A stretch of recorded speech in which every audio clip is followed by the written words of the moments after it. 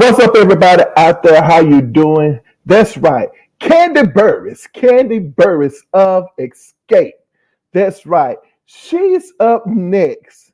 And well, from what I hear, Kandi needs a little bit of understanding. That's right. Yeah, we're talking about Kandi Burrus and the fact that people are talking about this note that she hit. All right, this note that she's known for hitting. She actually, well, she missed the mark. So we're going to talk about that coming up. That's right. Kandi Burrus of Escape, R&B diva Kandi Burrus of Escape. She's up next. Let's talk.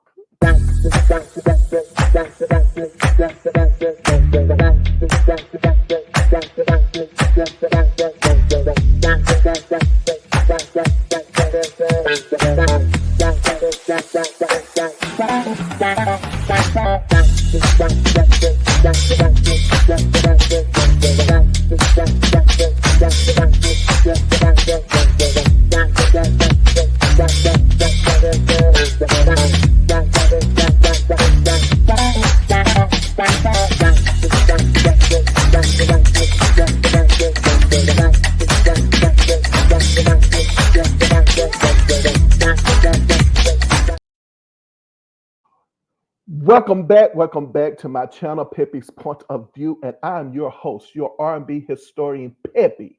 All right, that's right. We have R&B diva Kandi Burrus of Escape. She's up next, but I am not. That's right, covering anything music related as far as any of her songs are concerned. But I do cover my R&B divas, and every now and then, I will dish out the dirt on who dropped, kicked who in these entertainment streets, literally and figuratively speaking. And I want to welcome you new viewers, you returning viewers, and you subscribers. Thank you guys so much for hanging in there with me. I really and truly do appreciate it. I know I've been away for a month, but I've been working on some things behind the scenes, believe it or not. But let's just jump right in, okay, to this Kandi Burrus, okay, situation real quick. All right, now, the first thing that came to my mind when this came up, and I saw it just down my social media feed just now. I don't know why I started singing a song, What I Need From You Is Understanding. But that's right. What Kandi Burrus needs from us right now, from all of us, her fans and those who are not her fans, right? Or some of those of us who are indifferent to her, right? She needs some understanding. I don't know why. I was thinking of all of these movies that these events and movies that I've seen, when it came to her with this, note fiasco, right? And the first thing that came to my mind, I was thinking about Mrs. Powers, right? Mrs. Powers, if you guys remember Lean on Me back in the day with Morgan Freeman and Beverly Todd, right? Mrs. Powers is the one that taught the guys from Riff, those guys in the bathroom. Those guys are actually a part of a R&B boy band or boy group back in the day. They called themselves Riff. Well, anyway, if you remember a scene in Lean on Me where Mrs. Powers was like, no, I need intonation, phonation, accuracy, and pitch, right? That's what the first thing that came to my mind when I saw this. I know it's just a little bit of just poking a little bit of fun, because again, it can happen to the best of any singers, right? There are a lot of singers out there who, sometimes, they just don't hit the note. It's what it is. And then I was thinking about Jennifer Lewis. Have you guys ever seen the movie with Cuba Gooding Jr.? Or what's the other? Loretta Devine, Jennifer Lewis. Who else is in this movie? That's a Cuba Gooding Jr. No, it's not Cuba Gooding Jr. What's that guy's name? I can't think of his name, but it's not Cuba Gooding Jr. But anyway, the name of the movie is called, oh gosh, what's the name of that movie? Oh, Dirty Laundry. Dirty Laundry, right? Cast. Let me see who is in Dirty Laundry. Loretta Devine, Maurice Jamal, Rockman Dunbar. That's right, Rockman Dunbar. Well, if you remember Jennifer Lewis's character, they're actually in the church, right? with gospel legend Bobby Jones, right, in his choir. And then Jennifer Lewis says when the director, the choir director, is telling people what they need to brush up on as far as their vocals and everything is concerned. And Jennifer Lewis's character said, "I know I hit my note." Oh Lord, I tell you. Oh Lord, have mercy, have mercy. It's kind of hilarious about those events that I'm thinking about, the music and everything. But anyway, it is what it is. As I said before, it happens to the best of us. And it says here, and I'm reading this article from Rolling Out magazine. And it says here, Kandi Burrus faces backlash over performance during the Queens of R&B tour. And so it says here, Kandi Burrus in the spotlight. However, Kandi Burrus, known for her role on Real Housewives of Atlanta, has found herself in the spotlight for less favorable reasons. During a recent concert stop, she attempted to hit a high note in Escape's 1998 hit My Little Secret, but missed the mark, leading to a wave of criticism on social media. Fans' reactions. Fans took to platforms like Instagram to express their opinions, while some defended Burrus, suggested she might have just had an off night. Others were less forgiving. Despite the backlash, many fans remain supportive, with some noted that Burris still outshines many others in the industry. All right.